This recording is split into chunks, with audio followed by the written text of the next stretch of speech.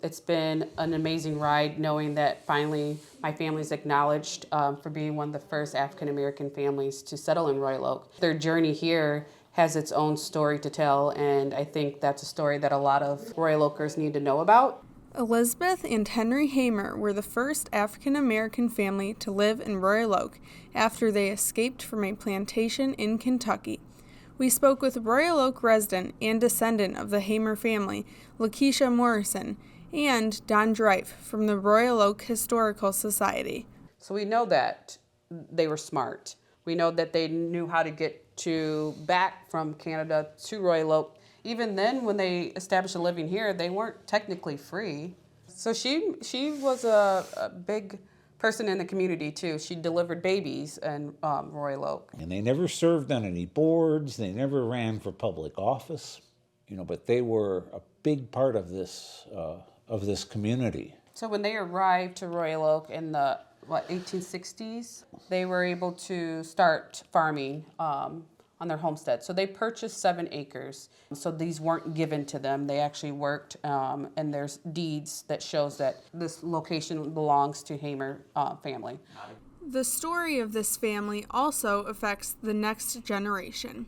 We spoke with Peyton Morrison, a senior at Royal Oak High School, another descendant of the Hamer family. We own a house that's been passed down all the way since back when that family was alive, and we still got it today. All this time we were still in that home, so making us one of the longest living landowners in Royal Oak. It's surrounded by the Planet Fitness and the apartments, so it's kind of just like the last thing there. And driving by, my parents would often put, well, that's the home of the slaves. They lived in that house. Yeah, I'm sure a lot of students drive by every morning not even knowing what's going on, so it's kind of crazy to think. The Starr family is another well-known family in Royal Oak.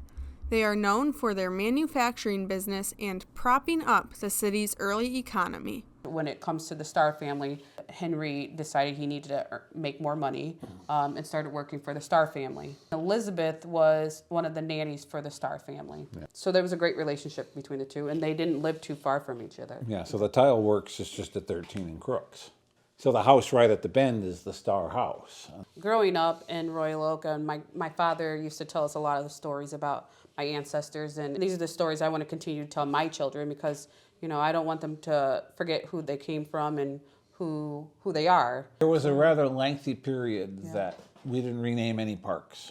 We renamed 3 or 4 in the last couple of years. Like we had to do the voting and go to a lot of city hall meetings and things like that, and everyone voted for it. I'd say the park was just kind of the end of the story. I'd say it's cool to see my past, my ancestors being honored as someone who made a mark big enough to be around today still.